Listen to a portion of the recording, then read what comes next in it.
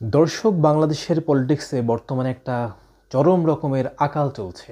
এটাকে মহামারীও বলা যেতে পারে। সেই মহামারীটা কীরকম? ধরেন একরকম গালাগালি। এই গালাগালি শুরুটা হয়েছিল একজন প্রতিবাদীকে দিয়ে, যিনি মারা গিয়েছেন বলে তার নামটা নিতে চাই না। তাকে মহান করে তোলা হয়েছে।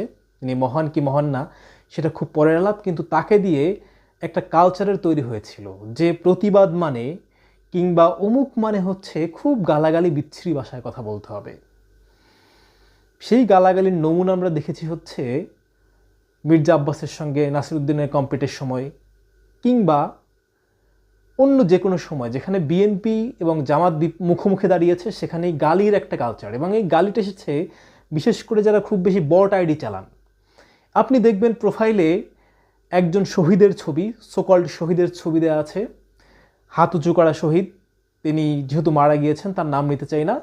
এবং এই টাইপের যে প্রোফাইলগুলোতে এরকম ওই শহীদের ছবি দেওয়া আছে, সেখান থেকে খুব বেশি গালি দেওয়া হয় এবং ওই শহীদকে মডিফাই করে পুরো দেশের মানুষের জায়গা থেকে ব্যক্তিগত সম্পদে পরিণত করেছে একটা দল। কোন দল এটা আপনারা জানেন। এই যে গালির কালচার, সেই গালির কালচারের সর্বশেষ রূপ হচ্ছে রাশেদ প্রধানের বলা কুলাঙ্গার শব্দটা। তিনি কুলাঙ্গার কাকে বলেছেন এটা আপনারা জানেন। তারপর ধরেন একজন লোক দেখলাম, তিনি হচ্ছে ইন্টারভিউ দিয়েছেন যে পিএমকে তিনি যাচ্ছে তাই ভাবে গালাগালি করেছেন অকথ্য ভাষায়, যেটা নর্মাল কোনো মানুষকেও করা ঠিক না। অবশ্যই দর্শক, আপনি প্রতিবাদ করবেন, সমালোচনা করবেন, আপনি গালিও দিবেন, কিন্তু সেই গালি কখন? 5 আগস্ট বা এর আগে শেখ হাসিনাকে সেই উত্তাল সময় গালি দেয়া আর নর্মাল সময় গালি দেওয়ার পার্থক্যটা কেমন?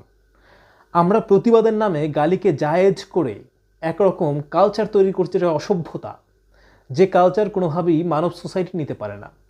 ধরেন একজন মানুষ, খুবই নিকৃষ্ট মানুষ, তাকেও আপনি অপ্রয়োজনে নোংরা ভাষায় কথা বলতে পারেন না, কারণ একটা মানুষ ক্রিমিনাল, কিন্তু দিন শেষে তার সবচেয়ে বড় পরিচয় তিনি মানুষ।